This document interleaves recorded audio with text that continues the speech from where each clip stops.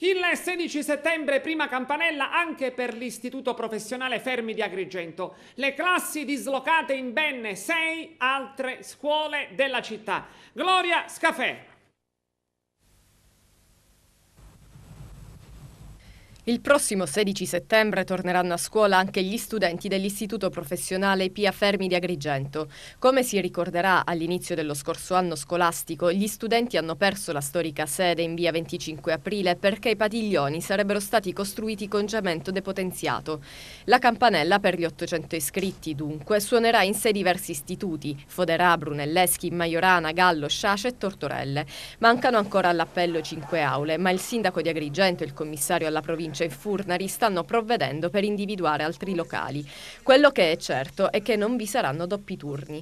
Pare comunque che tutti questi disagi abbiano i giorni contati. A detta del dirigente scolastico Francesco Casalicchio, è giunta la notizia che sono stati assegnati ad una ditta i lavori per adattare gli stabili dell'ex centro di formazione nella zona industriale e quindi prima di Natale avremo un nuovo istituto in cui potremo collocare tutte le nostre 37 classi e tutti i 10 laboratori.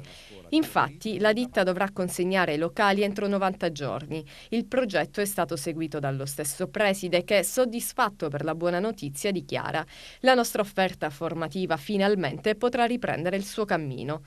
Durante lo scorso anno scolastico gli iscritti erano 1073 e adesso sono circa 800. Si tratta però, secondo Casalicchio, di un calo fisiologico perché una sensibile riduzione di iscritti si è avuta in quasi tutti gli istituti della città.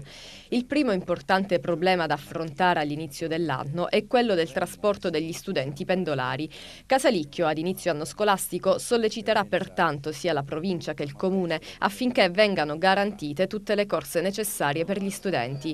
L'accento sulla questione trasporto si dovrà porre ulteriormente quando l'istituto verrà trasferito nella zona industriale. In quel caso si dovranno autorizzare tutte le ditte a fare un nuovo percorso, ad esempio tracciando nuove corse da Piazzale Rosselli, dalla stazione Bassa e dalla stazione centrale verso la nuova sede che si trova fuori città, e serviranno nuove corse anche nei pomeriggi perché si svolgeranno attività didattiche anche nelle ore pomeridiane. All'odontotecnico, ai servizi sociali.